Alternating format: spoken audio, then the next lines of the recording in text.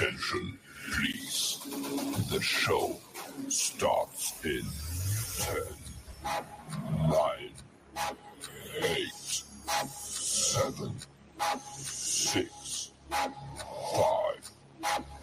4, 3, 2, 1, go.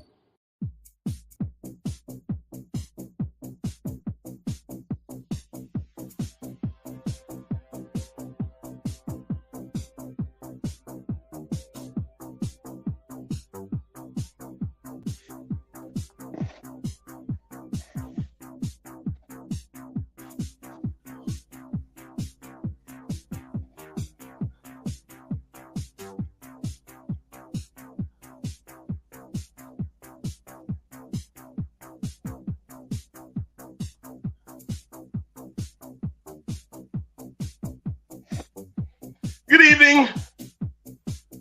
Welcome. What's up?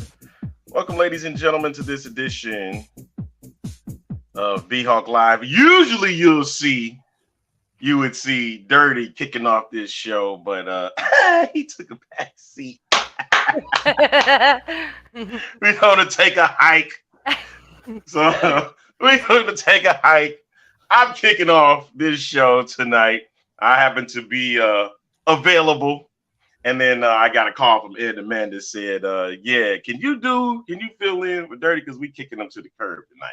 And I said, you know what? I got some time. I come in and we'll have a little bit of fun. He might kick in at some point, but you know how he gets in. He has that little master key that he just seems to just keep putting on and he gets in. But he's actually handling some business. Steve Spurrier ain't here. Steve Spurrier. Steve Spurrier ain't here. Steve Spurrier. Steve Spurrier. Steve Spurrier. But welcome to B-Hawk Live, ladies and gentlemen. As you can see, Daddy Ed and Amanda have joined me tonight. Oh my goodness, every time I say we want Dirty, we want that. That's okay. Hey, he'll be here when he gets here. So you stuck for the time being. Steve Spurrier. Danucci. They're like Danucci. And my favorite, hot water. That's my favorite. Hot water. See, look, Ed, they love you, man. Ed is a legend, man.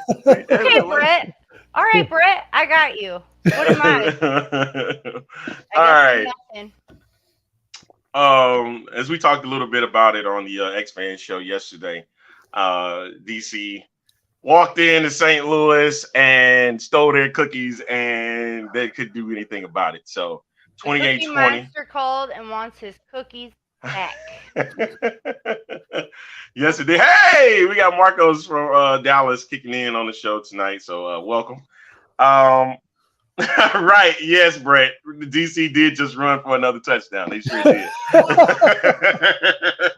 I mean, I cannot lie that DC's running game did everything they were supposed to do. Everything was clicking. Listen, my dad called me, right? My dad called me the next day and he goes, listen, Amanda, I am still depressed. I was upset over this. I was in such a funk on Sunday, you would not believe. It was such a big game, and they did show up. They didn't do it. Mm-hmm. Shout out to the DC fans. I can't when you have 10 flags just in the first half. What? Those were legit flags too. As much as listen, I was one of those people that was like really like with the flags already. But when you watch it back, those flags were on point. The rest were right. They were. I know a lot of people were upset with the flags and things like that. There was a few calls I felt like, there should have been that. Come on, man! Like it was kind of tic-tac. Well, the one with Prohl, yes. I agree. Yeah. Like that should have been a flag in my opinion. Okay. If you say so. I rewatched the game probably at least 3 times. Once I got over Depression Sunday. We'll make a shirt over that, Dad. That'll be the next shirt. Depression Sunday. Yeah. Seriously? I will say that the game looked a lot better on TV than the way I felt in the stadium, because I felt like DC had control of that game pretty much the whole way. Yeah, and I think that was the main thing, was when we talked about it on the X-Fan show, is that was going to be the key for the Battlehawks, was to stop the run. That's it. Stop the freaking run. Stop it. Don't let. And it was hard because you did not know who was going to get the ball at certain points. You know, if Te'amu was going to keep it. You didn't know if De'Aaron King, when he came into the game, if he was going to keep it. And you also didn't know if Abram Smith would get the ball. And even when they chose not to run, you had Lucky Jackson for DC making plays himself. So they had it very deceptive. Great game plan. Great job by Fred Koss, who's offensive coordinator for DC Defenders. And they knew what they were getting when, especially, do you remember? Let me say this first. Do you remember there was a post on IG? I don't know if anybody's seen it. It was Jordan Te'amu and Fred Koss. They were standing together, and he said, "Welcome to the DC Defenders." When that happened, there was something special that was going to happen from that point on. And he's working with a great coordinator here. And this DC Defenders team is going to be tough. I know right now it seems like the road to the championship in the North is going to be through DC. They just don't. They're not going to beat themselves. It's like they come into the game with a game plan and they just execute and wait for you to make the mistake. And when you do, they're going to pounce on it. Exactly. I got breaking news for you, though. You got some for us? I do. A little birdie told me that the birdie will be playing on Saturday. Which birdie? Injured. Mm-hmm. Atkins will be playing on Saturday, everyone. Kevin an ankle Atkins injury. Kevin Atkins will be playing this Saturday. That's not a speculation. That is a guarantee. Yeah. You heard that from the man himself, right? We gotta have our Hall of Famers playing. That's for sure. That's right. Are you in the Lou Hall of Famer, right? You in the Lou Hall of Famer, baby. He's the first inductee. Is that right? That's right. And not just anybody's going to get into the U Crew. So. and exciting news.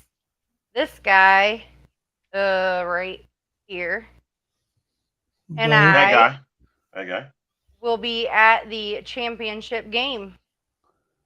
Oh, you headed to San Antonio? B-Hawk Live is officially going to have a show live from the XFL Bowl.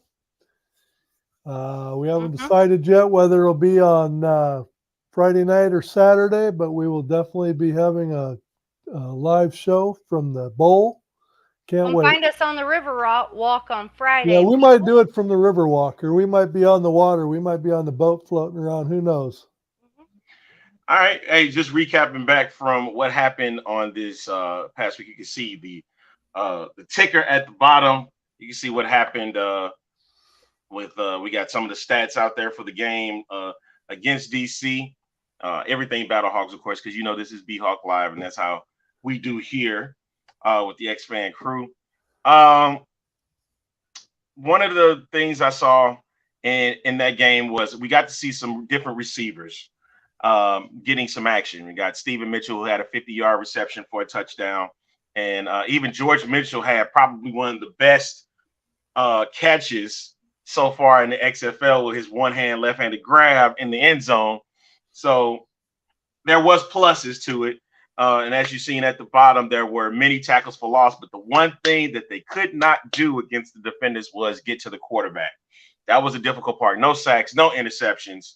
And but they were able to get at times to stop the run, especially in the first series of the game. I thought everything was starting to, click at this point, but it did not happen. Their running game was on point. And it wasn't just that we couldn't get any sacks, but there were several times we had them for losses that turned into 3, 4, 5, 7-yard gains that should have never happened. We just had too many missed tackles. So from what I'm seeing in the chat, must be the Battlehawks should be getting Steve Spurrier. Stop with that. Well, listen, at least the noise did not affect Jordan at all. No, that whole team. The noise did not affect them. Kudos to DC in preparation of that game, because it wasn't just the quarterback. They just seemed like the crowd noise didn't affect them at all, whereas Arlington the week before was a totally different story. I don't know whether it was the fan base not bringing it. I don't know if that was the case at all, but it just seemed like DC was unaffected by the crowd noise.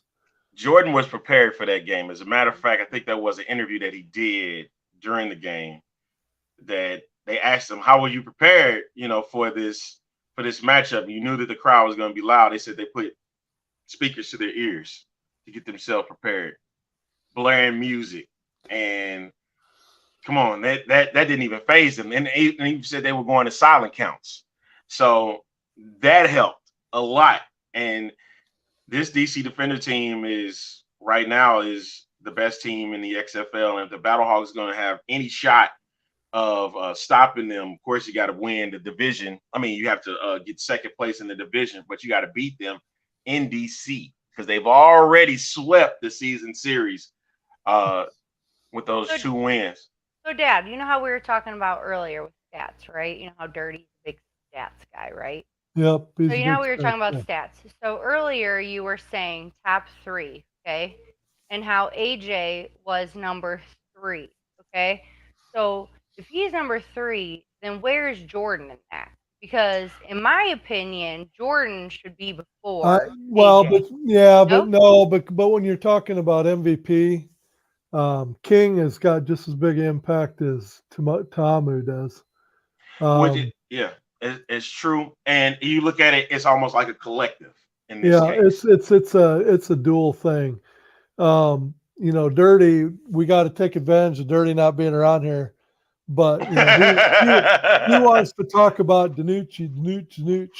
When you look at total TDs versus total turnovers, Danucci's got 10 TDs. He's got 10 turnovers. I don't care what you say. You can say anything you want about Danucci. When you got just as many turnovers as you do touchdowns, that's not an MVP in my league. So.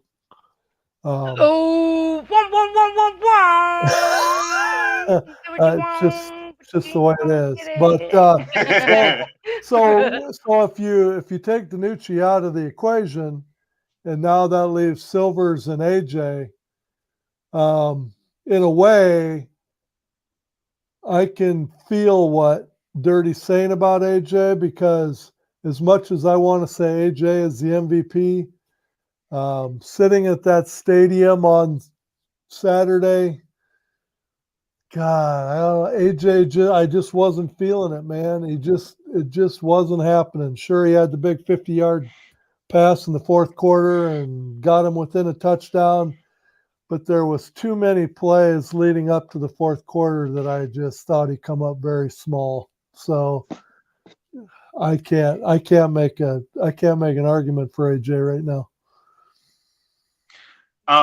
Guy right here, offensive play calling was atrocious, especially inside the red zone. Pro needs to be head coach, as in Ricky Pro. Ricky Pro being a head coach in this case. I think he, at this point, likes working with the receivers, and he wants them to get better. You got Battlehawks has good weapons here. They have Hakeem Butler. You have a hands guy, and he has a tall guy. You got Darius Shepard that can run, especially he had that 80-yard kickoff return And then also, I see you, Ed. I see you, I promise. Also, adding the Mitchell, Mitchell can be a part of this now, getting a touchdown himself. And then you adding in George Campbell and not to mention Austin Proehl. They have weapons. It's just that they all have to click. And but of course, you got to be able to catch. How about it? You got to be able to catch. What are these people? You got to be able to catch the ball at the same time. I could probably make everybody happy and say, Ricky Proehl. Maybe you don't make him the head coach, but you could sure make him the offensive coordinator. I know a lot of people are very unhappy. The offensive coordinator for the Battlehawks has no imagination at all. He does not do anything at all until he absolutely has to in the fourth quarter. And it's like, come on, dude. You got to open it up. You got to open it up. So we calling out Bruce Gradkowski is what we doing, right? Yeah, I mean it's just everybody around me at the game can feel it, right? And when AJ throws that 50-yard touchdown pass to Mitchell, everybody is actually looking at each other saying, where has that been the whole game? We have not stretched the defense the whole game. Where you at? Where are you at? It's like, dude, why do we have to be behind all the time before we decide to open things up? Why can't we try to open things up from the get-go and spread the defense out so that we can call our whole offense? It's like we just allow the defense to rein us in the whole game, to where all we have available is 3-yard passes, 4-yard passes. We got to stretch the defense. And when Mitchell caught that bomb, it was like, hallelujah. It's like, where is that? Obviously, he can throw that ball. It's like, I just don't get it. So if Ricky Proehl could bring anything to us, it would be an offensive coordinator. Okay. All right. I am, let me see. At this point right now, sitting at 3-2, as you can see, their next opponent down at the bottom is against the Vegas Vipers, Saturday at 6 Central. Can I just say, it can't always be a Butler Hill Proehl game. I feel like that's how it's been the last 2 games. I mean, they're trying. Like Butler Hill Proehl. Like I feel they're trying. They're trying, but that's what's been open.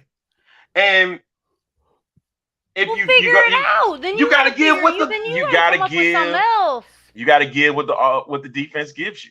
And so if that's what they're giving up, you take it. And so then that's a weak O-line. I'm sorry. If you're going to have 3 people that you're going to have that entire time, that's weak.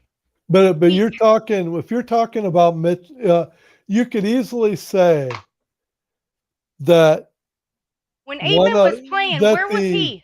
If you're talking defensive MVP so far through week 5, it would be pretty easy to say that Michael Joseph of the DC Defenders is in the top 3. Absolutely. Okay? Absolutely. So when Mitchell caught that 50-yard touchdown pass in the fourth quarter, who did he beat? He beat Joseph. Mm-hmm. When AJ threw that pick in the fourth quarter, when we were trying to go on that final drive to tie things up. Oh, man. Mitchell had a step on Joseph. Oh, man. And the pass was underthrown. Yeah. And it's like that. It's true. It is true. I was very upset with how AJ threw that last pass. To say it was a duck was an understatement. And it was like to have a game of that magnitude come down to a duck at the end of the game when Mitchell had Joseph beat again for the second time in the fourth quarter. To see that in the way it was just That's what led to my depression on Sunday. Was that? I don't know.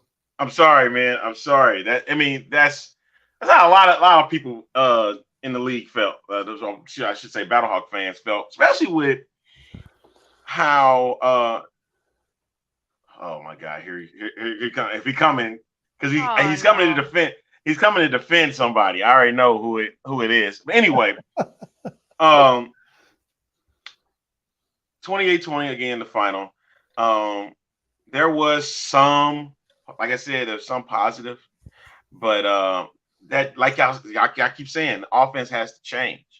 But again, to what me and Amanda were going back and forth on was it should not be just Brian Hill, Hakeem, and Austin Proehl.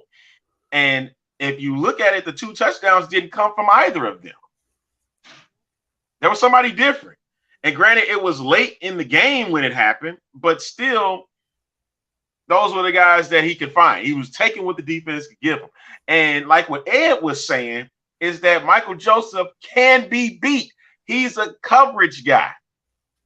So he's going to stay in zone. He's not going to go through a lot of one-on-one matchups.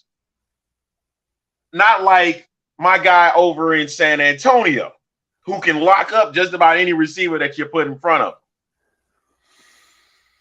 So that was the difference. And he tried to do the pump fake, and Mike wasn't biting. Mike did not bite on the pump fake at all. It was like he just threw it, and it was like AJ just threw it right to him. Right to him, man. Come on. So, goodness. I mean, this is he on? Let me see if I'm just gonna say this: Hageman was not off that game. Our punter was off. Yeah. I get it. Bringing in one of our fans into the mix, Mr. Bert. Bert, how you doing today, sir? Bert, what's up, y'all? Hey. I just want to say hello, Amanda, and Ed is legend. Oh. Like on the next movie of I Am Legend, it will not be Will Smith, it will be Ed. I love this guy. I don't know him, but I love it. And Brett's been around for a little bit, but I'm gonna let him talk tonight.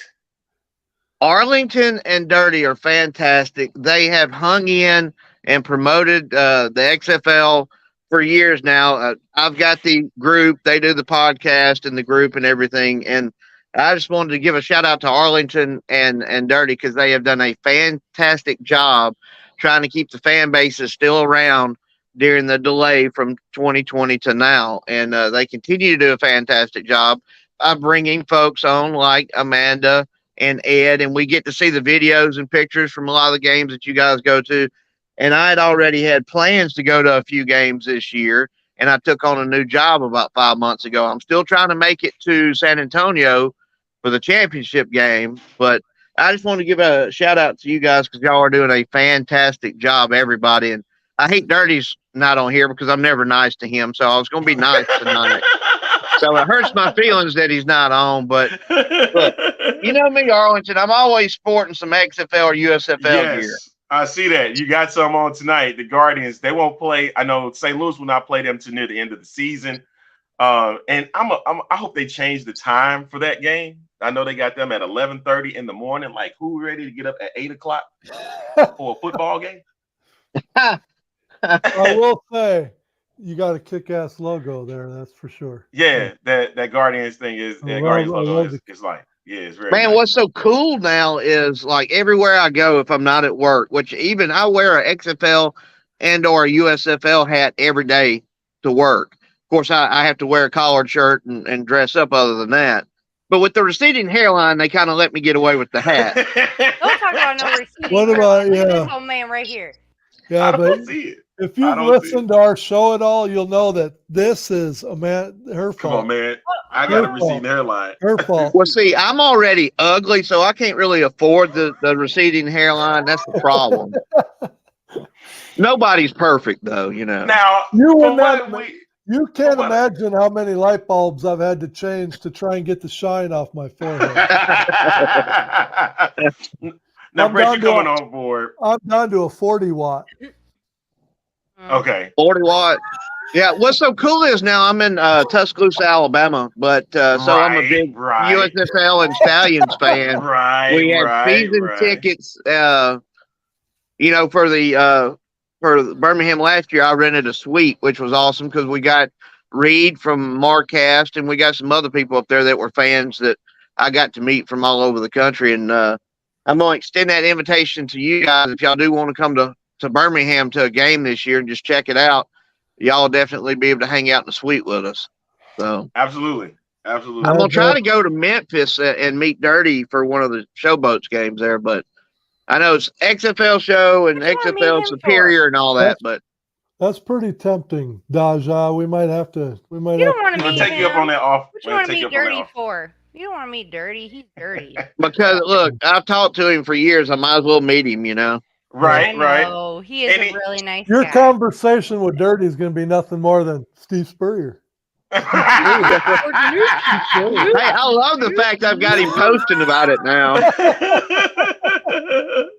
Now, I'll tell you a quick story. I was at the Birmingham Iron and Orlando Apollos game at Legion Field in 2019. And I knew, I told my wife then that, we don't stand a chance. I said, they're going to just rake us over the coals. But I said, it's going to be fun. We get to, there's a lot of historic games that went on at Legion Field, obviously, college games. And I'm going to tell you what, he is such a great play caller. Now, he's not one of the greatest coaches of all time, but play callers. Then I'm going to tell you what, nobody would have touched Orlando that year if they would have finished the season. He was that good a play caller. And Arlington, he did call all the plays in. And I understand he's older now, and I think he can honestly barely get around.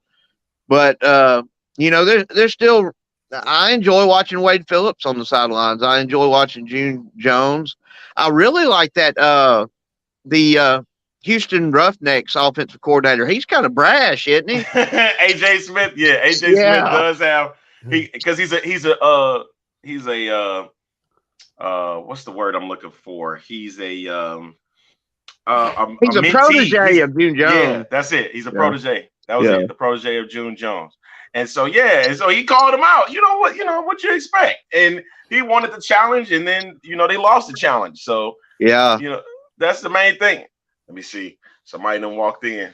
Let me cover the Battlehawks real quick. I'll jump off here. But again, thank y'all for letting me be on, and y'all do a fantastic job. Stop the show. Oh, there's Dirty. Everybody stop. I'm watching the show. I just got back from baseball practice, and I'm watching the show, and I have to say something. I don't care. Hold on. I don't care if it burns bridges because I'm about ready to throw a lighter, pour gasoline, diesel fuel, and I'm about ready to burn it all down. This regime of the XFL and this management regime here in St. Louis is a joke. A 100% a joke.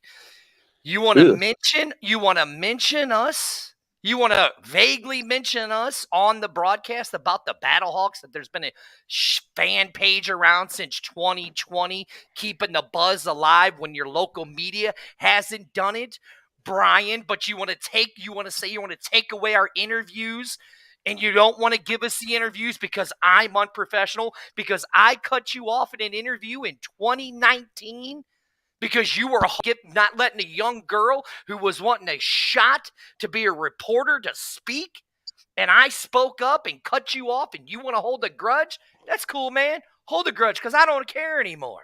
I'm still going to support my Battlehawks. I'm still going to support the XFL. But what I'm not going to support and I'm not going to deal with anymore is the bullshit that I have to put up with the XFL and the St. Louis Battlehawk management. Brandon Williams, Brian Stahl, Jeff Ottsettler, Janet Dukes. Go email all of them, people. It's their first name dot last name at xfl.com. You want to sit there and go on a TV show and say that we've been all over the buzz in St. Louis, January 24th at the Armory that nobody knew about until I made a video and posted it, until Amanda made a video and posted it? You want to go to Cybergs and say that, oh, people knew about it an hour beforehand, 24 hours beforehand, but we make a video, our little show who's unprofessional. And yes, I am being unprofessional right now, and I don't give two rats' asses because I'm done. I'm done with the shit. We've been sitting here beating a drum for 4 years. We're credentialed in every other city except St. Louis. 4 years, we beat the drum. You heard Brett say it. We beat the drum for 4 years. For 4 years. We know a lot of stuff that we've never posted. Secret stuff that we never posted. But other people will post the stuff they're not supposed to and get media credentials. We haven't. I could give you guys a lot of stuff and tell you guys a lot of stuff, but I haven't. I know that St. Louis, I know there's been organizations here in St. Louis that has reached out to the Battlehawks, like the Boys and Girls Club and the Matthew Dickey's clubs, and has never heard anything from the league and the Battlehawks. I know that they've reached out, nothing. I know there's been Little League football teams that have reached out to get something. Nothing from you guys. The only thing that you guys got going in the XFL is your football operations. That's the only thing you guys got running good. Your management, your marketing sucks. You got a tailgate that's terrible, that nobody can hear anything. You don't have enough merchandise. Nobody likes your in-house DJs or your game host, your outside DJs and game host, but yet you want to secretly tell people that, oh, we're not going to deal with people who deal with fan shows. This show ain't a fan show. This is a show for the fans. Built for the fans. Because I knew ESPN wouldn't do it. I knew Channel 2 Fox wouldn't do it. I knew Martin Kilcorn wouldn't do it. I knew Frank Cusimano wouldn't do it. Whoever the clown is at Channel 4 CBS, I knew he wouldn't do it either. We don't have a local ABC affiliate, so we did it. We did it way back in 2020. But yet you didn't want to give it to us then, because I was unprofessional and cut you off in an interview. Then we got people that work their ass off on this show to get interviews, and then you want to pull those interviews. But no, you don't, because you want to be nice, give us a little bone here and there. So with that being said, I'm tired of your guys' bullshit. You know my phone number. Call me if you want to talk, because I'll tell you how it really is. I'm tired of sugarcoating shit anymore. With that being said, Dirty's done. Wow. You know, I was the one that said I was going to be good, and I wasn't going to do anything like that. But you know what? You got to give me 2 more minutes, and then you can kick me off the show. Give you 2 minutes. I'm sitting there, I'm like, I'm floored, man. Like, yeah, but he didn't lie. And that's the thing, you know, Brian Stoll, look, we all know he's a weasel. Look, you guys have what has kept the fan bases around. You know, me with my group, we're up to almost 17,000, and most of them's XFL fans. We're adding USFL fans too. We're the ones that's continuing to promote this stuff. Yeah, I've leaked some stuff. So what? I don't get paid from them, and I still got inside information. And if I want to, I'm going to continue to leak it. But we're the ones for the last 4 years that has promoted and marketed this league, period. And it's about time that people like you get some credit for it. I don't want credit. I mean, it would just be nice to get a little bit of damn respect out of these people. I mean, you know, I'm gonna stop because Dirty pretty much said everything that needed to be said. But shows like yours, Reed with Mark Cass does a great job. The Player 54 with Michael Lathrop. I could go on and on, but you have ousted and basically pissed on everyone that has continued to promote your league for years now. But yet when I would come after you on social media, well, she didn't like, I get a phone call from someone at the main office. Well, she didn't like what you said. Why do you got to say that? Because I'm going to say what I want to say, when I want to say it, and why I want to say it. And there ain't a damn thing you can do about it. You got to quit doing people like the X-Fan Show, which you made them change the name of their group, Michael Lathrop, and people like that so dirty. Because you know what? You're only 6-7 weeks till your season's over with. Guess who's going to continue to market your product and do it for free? We don't get paid to do this. What is wrong with you people? There was no sense in how you've treated pretty much all of us, just because we don't want to, we're not G-rated or whatever. Look, the fans love this show. The fans love Arlington. They love Dirty.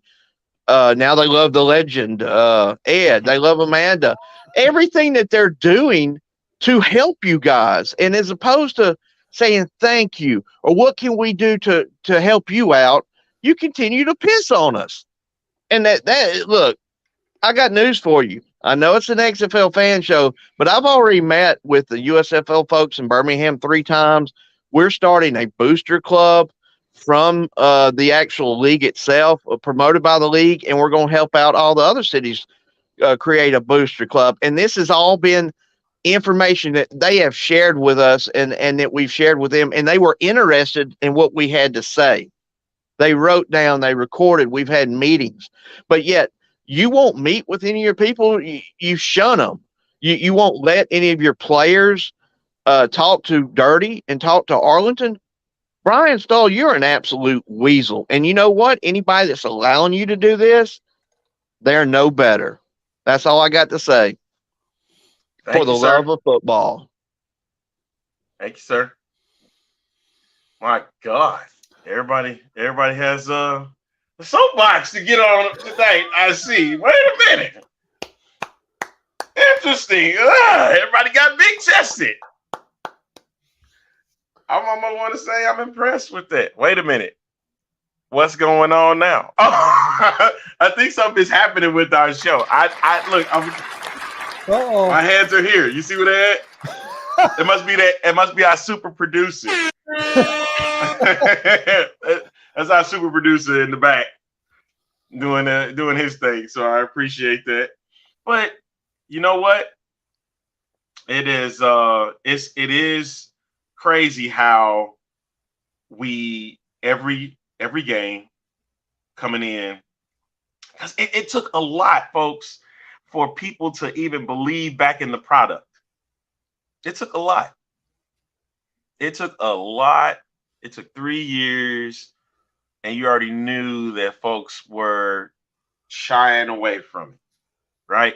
We knew without question that the ratings were going to decrease because a trust factor was broken.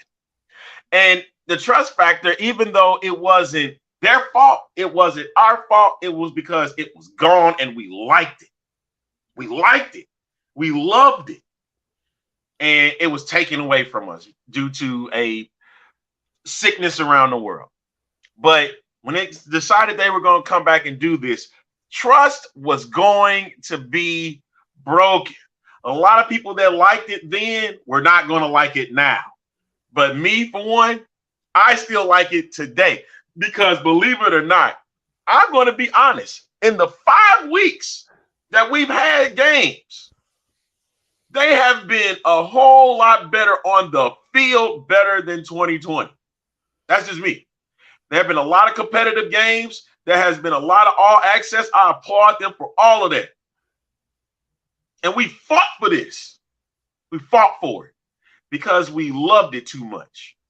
We loved it way too much.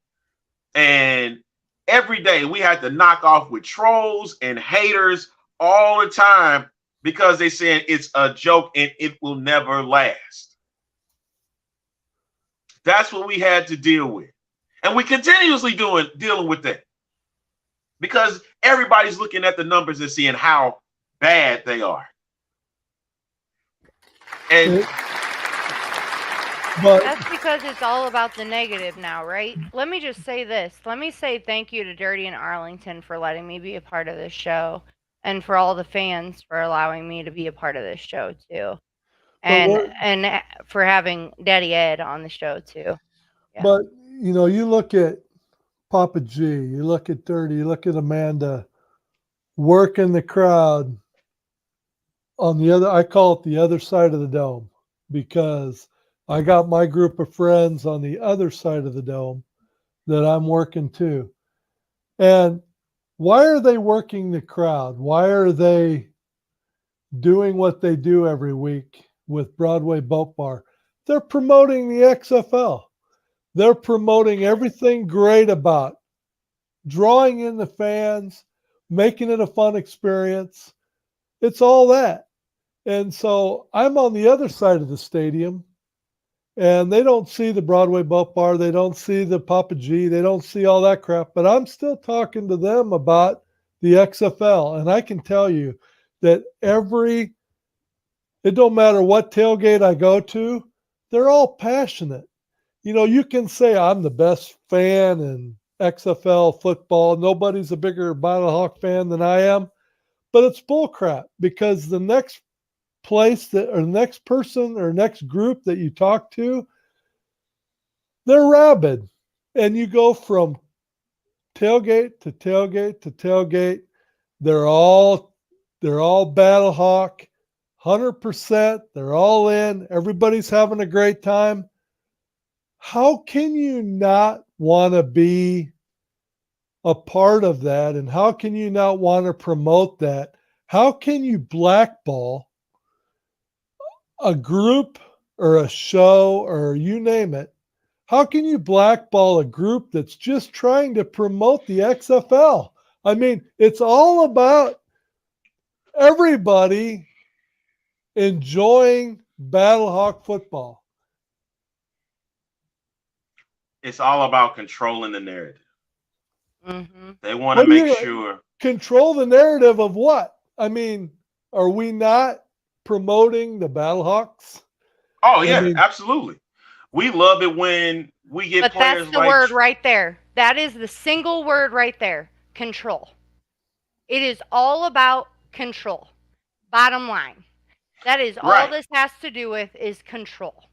Is having control over everything. My thing is this. When you have guys like Trey Watson, Akeem Williams, Kevin Atkins that are glad to be a part of it because they want to hear from the fans. They want them to be, they want to be seen. That's something that helps the league, that helps it grow. Why would you not want the fan base to get to know the players? And that's all we're trying to do. Bring the players to the fan base. Who is doing it.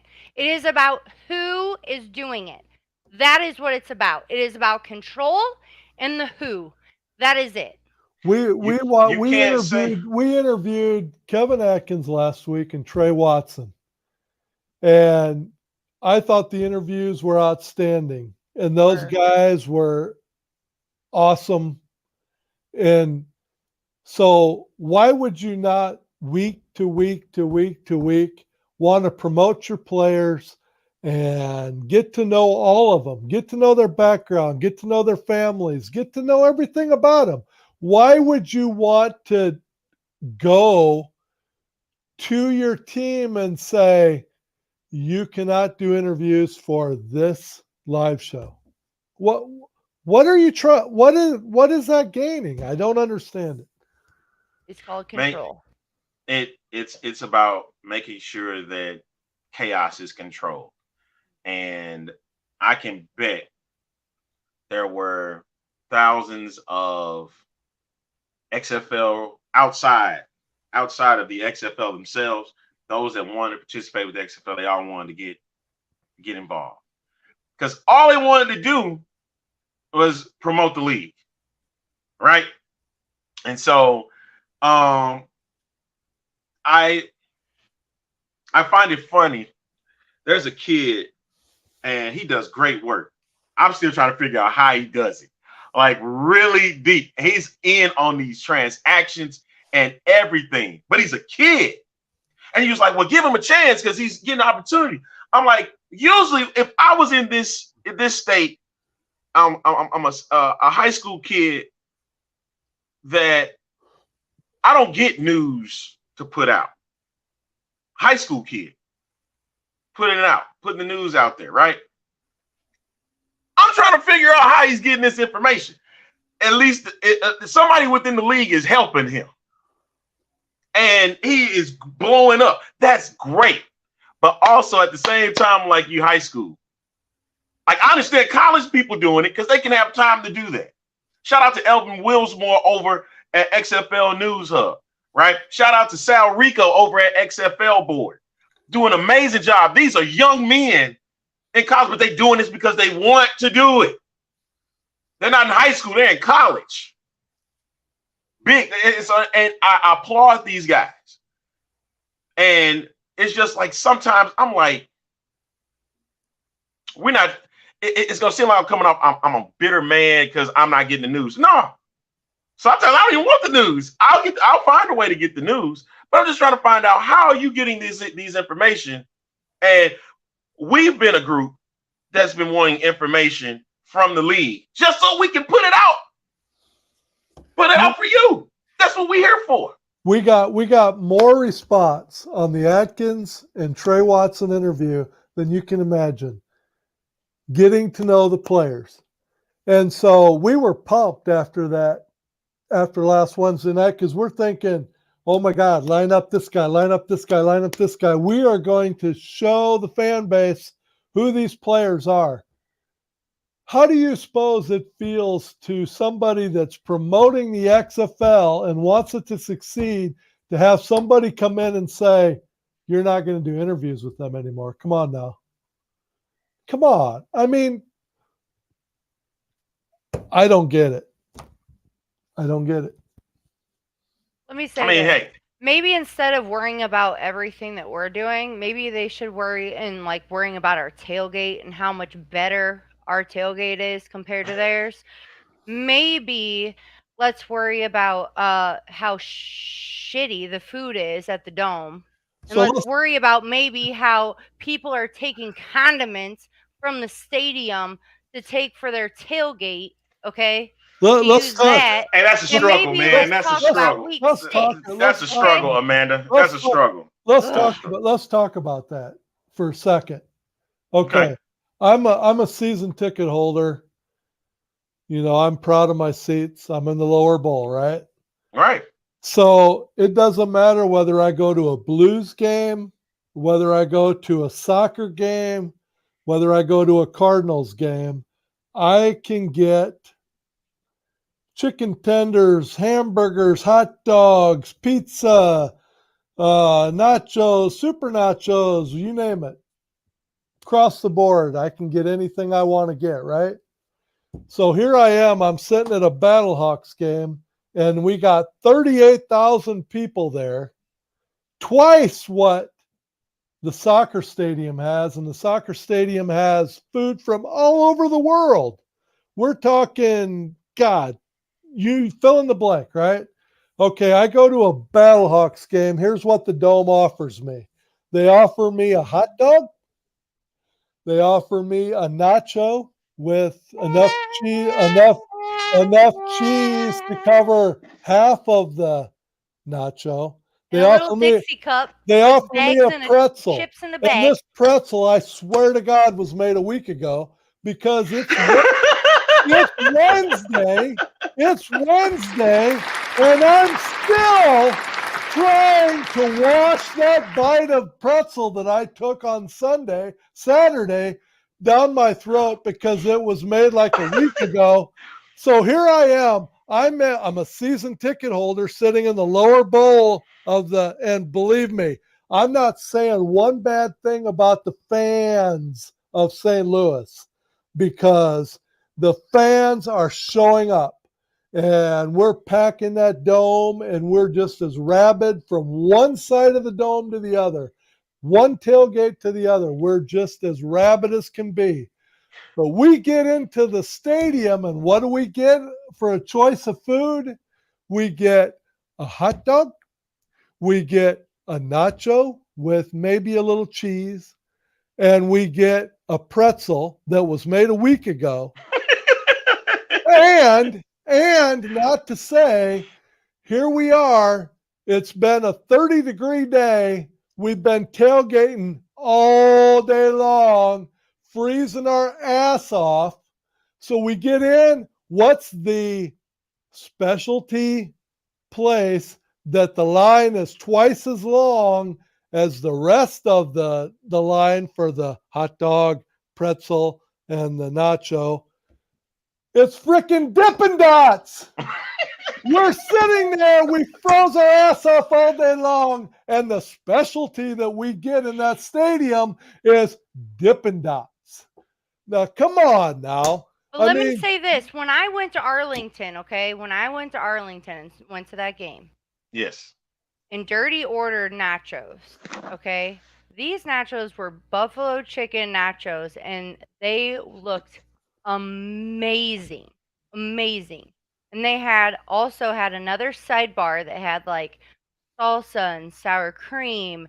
And then Dave ordered a quesadilla, and there was all the sides for that, right?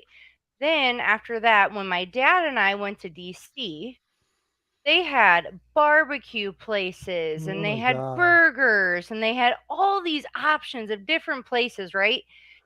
And we come to St. Louis with 38,000 people and you offer 3 things. Not just that, when I went to Iowa, okay, where I'm from, okay, we would go to Ida Grove to see my cousin's son play basketball. 1,200 right? population, 1,200. Population of 1,200 people, right? We go, they had more options at that high school concession stand, people, than they did at this America Center Dome for this Battlehawks game. I'm sorry, but if you want to charge what you're charging for season ticket holders to go to this game to see all the Battlehawks games, that's a joke. That's a joke. And if you want to use COVID as an excuse, but you want to have people arm in arm and have bathrooms look like sewage, don't come at me and tell me that that's because of COVID. That's not because of COVID. If that's because of COVID, then you're going to have people behind the concession stands wearing gloves and not giving me a little Dixie cup of cheese, okay, with my bag of chips for my nachos with no jalapenos. Come at me again, and I'm telling you, I'm a girl from Iowa that likes my nachos. And I'm telling you right now, my nachos in Ida Grove, Iowa look better than the nachos here in St. Louis, Missouri. I will not have it. And so as we talk about the Dome, okay, I understand we no longer have the Rams. So we no longer have the requirement of the top 10 stadium in the NFL. Okay, so we haven't had the Rams since 2015, 16, you name it. Scott, I'm coming for you. How long ago did we know that we were going to be playing XFL games in the Dome? It's been a few months, right? Okay. So we're at the game on Saturday, and they have the men's restroom outside section 140, which is where I sit. They have the bathroom open at halftime, but right after halftime, they close it. Okay? So as you can imagine, you've got a crowd of 35,000 fans. You've got thousands of people sitting in your section. They come out of the they come out to use the bathroom in the third quarter, and there's a lock on the bathroom. You can't even get in.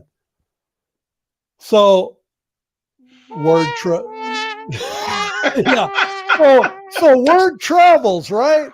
So the fourth quarter rolls around, and guys like me, I mean, I'm 58 years old, right? The minute I hit that cold air, I'm going to have to piss like a Russian racehorse, right? I'm just saying. So now I come out in the fourth quarter, and the lock is on the men's bathroom. Okay, right next to the men's is the women's, right? So you can imagine what's happening on the women's side. You ain't a kidding. Perfect timing, producer. Perfect timing. You ain't a kidding. There's like men going into the women's one after another. And these women are getting so pissed off because the guys are going in the bathroom, and it's like, sorry, we got to go. It's the way it is. So it's like, come on, guys. We got money from the Kroenke thing. And again, I just want to say one more time before I get progress with the Kroenke thing. With fans. All you fans that continue to do the Kroenke sucks chant, get over it. Okay? We are so past the Rams that this is all about the Battlehawks. So quit the Kroenke sucks chant. It's just it's weak. Okay? But anyway, so when you look at the money that St. Louis City got for the Kroenke settlement, it's not only the city of St. Louis, but the St. Louis County. It's the expansion of America Center. It's the owners of America Center. The money that was given to those guys is in the millions of dollars. The millions of dollars.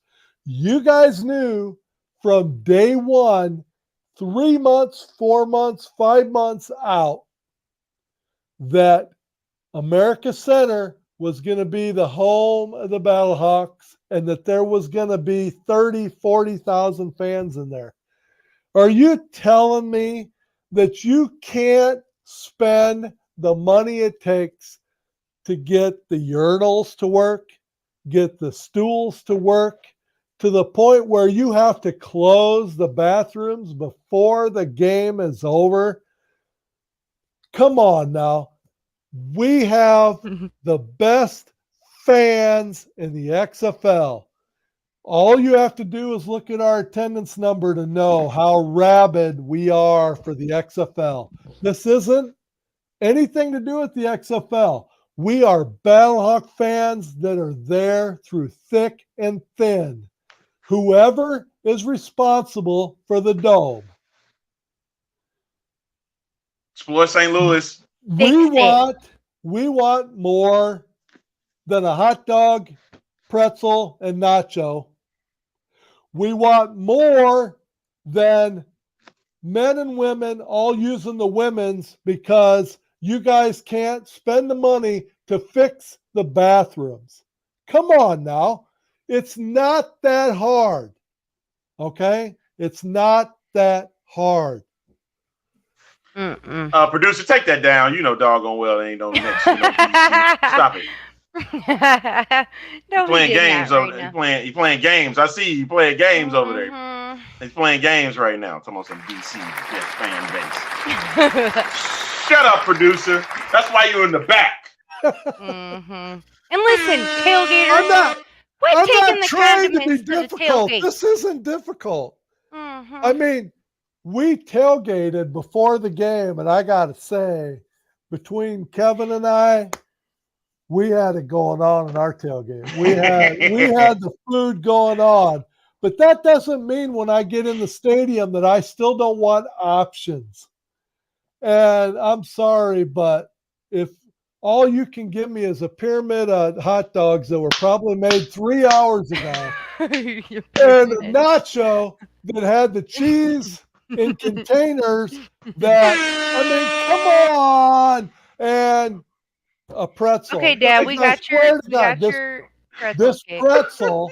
This pretzel, I got, my friend gave me a bite of Hey, producer, mute Ed.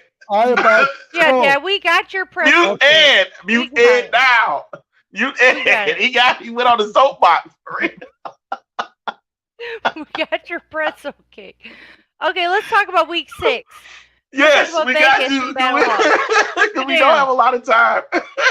But guess what, Ed? I understand the pain, because the problem is this, is that if you're saying this is about her and him and you and them, remember that promotion by Danny Garcia that's narrated properly by Danny?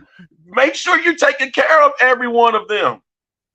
Make sure you take care of every fan. That means you need to work with every city that you chose to be a part of this XFL. That means you got to work with stadiums. You got to work with city organizations. You got to work with the teams themselves. If you're trying to get ownership in this league, who gonna want that? If you're going to put 38,000 butts in the seats. What happened? He did it again. He muted him. Our producer's having way too much fun. He's having way too much fun now. Listen. You muted him. Listen, he muted him. Yeah, he muted you. Muted you. All right. We got to get to week 6 because we in overtime. We're in overtime. They're playing the Vipers this week. Mm-hmm. And people that they have to worry about is Jeff Bidet right now, who has 5 touchdowns. That's good. That's going to be a key thing there. Got to remember Rod Smith, also top running back for the Vipers at this point. He's at 166 yards for the season. And he's like, yeah, well, that's not a lot. Yeah, that's true. But also, you got to remember that they were really starting to build on this team now. You know what I mean? They're building off a win, so they are hungry enough for another win against the Battlehawks this week, right?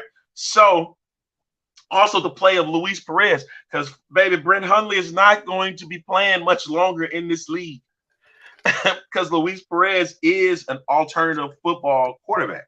Like, he's a quarterback that you will want to start because he can get down the field. He can also make plays and get touchdowns. 805 yards passing so far this season, 8 touchdowns and 3 interceptions. Those are the keys that they have to. That's what the people they have to stop in this upcoming matchup. Of course, on the defensive end, gotta look out for Maximilian Roberts. 5 sacks. Hey, if you want this offensive line, folks, if y'all want to see this Battlehawks offensive line get it together, you better stop Max Roberts and Vic Beasley because they coming out for blood because you got that win. Not rely on the defense all the time. Right, and you have to control the clock. Mm-hmm. Control the clock. You gotta win the possession game. You gotta win the possession clock game. Ed, what you got? The Battlehawks are at a crossroads in their season, and I agree 100% with Anthony Beck. They are at a crossroads where are they in the hunt for the playoffs or are they not? If they screw the pooch and not win the game against Vegas this weekend, then they're going to allow Seattle to take over control of the number 2 seed. Yep. And keep in mind, even if Houston, you got because it meant for DC. If Houston loses to DC on Monday night, you know they're ready for blood come that following week when the Battlehawks travel to Houston. Yeah, they're there for blood. So regardless, that you have to beat Vegas this week. If you don't beat Vegas, you got to keep pushing them down so that way you keep Seattle below you. All right. Yeah. And San Antonio or Arlington, they're gonna be beating up each other. So that doesn't affect the Battlehawks in this case. But you also got to remember that Seattle is taking on an Orlando team that's 0-5. So a lot of us are going to be thinking early Seattle's going to knock off Orlando. They're going to knock them off pretty good, right? So that let's say that they get the dub. That means Dirty can take his Danucci. That'll mean, Seattle won despite Danucci. That's all I got to say. Because when we learned that turnovers, it doesn't matter. Because 4 turnovers against the best team in the league, and they still won. So that means it doesn't matter. Yeah, and a lot of us, David, are hoping. We hoping for that Orlando pull out the upset. Right now, they're going with Quentin Dormady at QB1. He had a great game against the Vipers, didn't throw any picks, and they were able to keep them in the game the entire game for the entire 60 minutes. And that is another thing, is playing a full 60 minutes. They hadn't done that. The only time they've done that is against Arlington. That's it. That means you got to do this again. Now you got to do this against your division opponent, the Vipers. And so you got to make, and the penalties, reduce the penalties. We gotta be strong, but also you gotta be smart. That is the main key here. And seriously, I want to say this too before we go real quick. Shout out to all the fans that we met, like that Dirty and I met at the game. Like literally every other section, a fan was stopping Dirty and I and was talking to us and giving the show a shout out. And I mean, it was awesome to talk with you all. And I had the pleasure of meeting some people like Zach. He was such a nice guy. And I mean, it was just so nice to meet all of you. So thank you so much. And it was really cool to get to meet you. And to the new people that are watching our show and the new people that have joined the page, thank you so much also. Yeah. That's the music you chose, producer. And being on the other side, of the stadium, I can tell you that B-Hawk Live is only continuing to grow, baby. Mm-hmm. That is like Holiday Inn style music. But that's how you sounded. That's what my guy went by. Isn't it? So everything, hey, thank you to everybody that tuned in tonight. Daddy Ed, always a pleasure. Thank you. Amanda, we made a right choice bringing you on board with us. Ugh, I don't know. Especially Daddy Ed. Oh, yeah. I love my daddy. I know one thing. I'm hungry as hell, man, and I'm ready to go.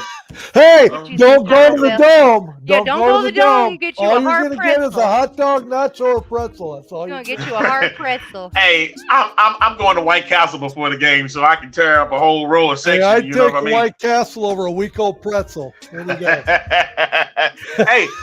Hey, listen, folks. Tune in to if you get a chance, make sure you tune into all the shows around the Legion, and you can check out around all the entire league. We got Smoking Guns, you got X-Fan Show, you got the B-Hawk Live Show, you got the Rough 'em Up podcast, you got Standing Guard with Michael Lathrop, you got the Player 54 podcast, you got the Mark Cast, you got XFL Weekend Review with my guy Mark Perry. You know what I mean? So hey, we around. Hey, the XFL Insider Podcast, shout out to them. You know, do an amazing job over at the Ambush Sports Network. Did you really just do that to me? Yeah.